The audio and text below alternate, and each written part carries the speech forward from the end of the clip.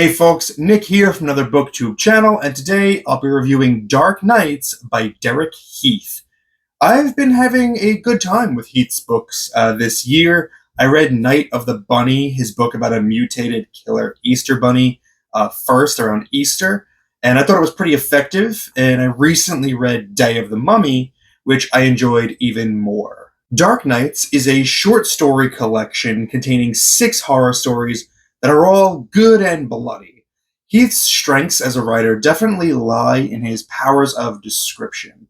He has a strong ability to set a scene, and an even stronger one to paint pictures of grisly, sticky, wet gore.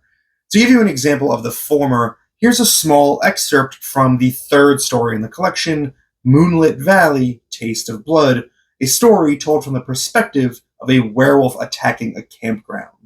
Strings of shadow crept up through ragged rivets in each trunk, slipping between cracks in the wood so that it looked like the trees were weeping. Thick black tears drizzling downward from upper branches in which decrepit, abandoned birds' nests hung like the husks of decaying prehistoric insects. The branches themselves were still full and flushed with the last touches of summer, but a bitter cold rifled them. Moonlit Valley is definitely a highlight of the book. It reminded me a bit of John Gardner's Grendel, in which we experience a monster story from the point of view of the monster, which is pretty cool.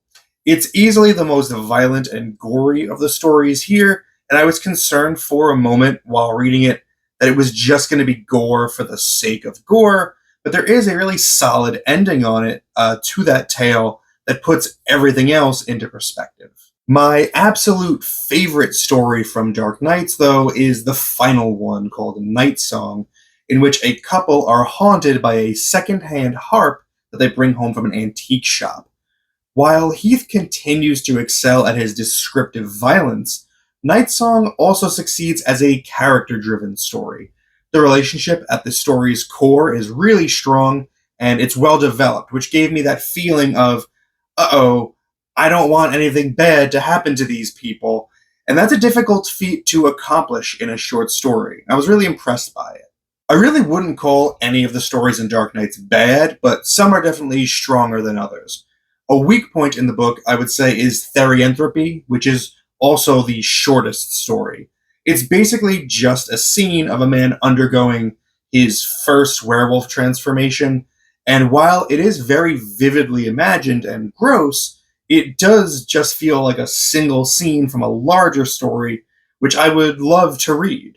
Heath also takes a stab at some extended Dracula lore in Periods of Gloom, in which he attempts to explain what Renfield was up to prior to the events of the original novel. It's a pretty good story, but it's been a long time since I've read Dracula, and I'm afraid that there were things mentioned here that were relevant that I may have missed.